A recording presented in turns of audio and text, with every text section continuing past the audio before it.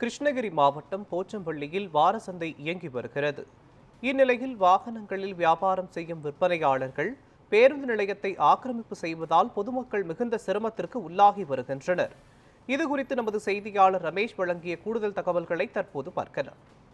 கிருஷ்ணகிரி மாவட்டம் போச்சம்பள்ளியில் அமைந்துள்ள வார சந்தையானது வாரம் ஞாயிறு தோறும் கூடுகிறது. இந்த சந்தைக்கு சுத்து வட்டாரத்தில் உள்ள 100க்கும் மேற்பட்ட கிராமங்களைச் சேர்ந்த கிராம மக்கள் தங்கள் விளை நிலங்களில் இருந்து விளைவித்த பொருட்களை சந்தைக்கு விற்பனைக்காக கொண்டு வருவதும் பொது மக்கள் சந்தைக்கு வந்து காய்கறிகளை வாங்கி செல்வதும் வழக்கம். இந்நிலையில் இளரக வாகனமான 3 சக்கர ஆட்டோ மற்றும் டெம்போ போன்ற வாகனங்களில் இருந்து வியாபாரம் செய்ய வரும் வியாபாரிகள் சந்தை வளாகத்திற்குள் சென்று விற்பனை செய்யாமல் போச்சம்பள்ளி பேருந்து நிலையம் அருகே விற்பனை செய்து வந்தனர்.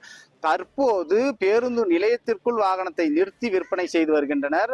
சுமார் 20க்கும் மேற்பட்ட விற்பனையாளர்களின் வாகனங்கள் பேருந்து நிலையத்திற்குள் நிற்பதால் பேருந்து நிலையம் நிரம்பி பேருந்துகளில் உள்ளே வர முடியாமலும் வெளியே செல்ல முடியாத அளவிற்கு ஆக்கிரமித்துள்ளனர். இதன் காரணமாக பேருந்து நிலையத்திற்குள் வரும் பொதுமக்கள் மிகுந்த சிரமத்திற்கு உள்ளாகி வருகின்றனர். போச்சம்பள்ளி வார சந்தையில் உள்ள செடிகளை அகற்றி பேருந்து நிலையத்திற்குள் விற்பனைக்காக வரும் வாகனங்களை தடுத்து சந்தை வளாகத்திற்குள் அனுப்ப நடவடிக்கை எடுக்க வேண்டும் என கோரிக்கை விடுத்துள்ளனர். மேலும் காவல்துறையினர் கூடுதல் கவனம் செலுத்தி பேருந்து நிலையத்திற்குள் நிறுத்தப்படும் 2 சக்கர வாகனங்களையும் தடுத்து போக்குவரத்திற்கு இடையூறு இல்லாமல் வெளியே நிறுத்த நடவடிக்கை எடுக்க வேண்டும் என கோரிக்கை வலுத்துள்ளது.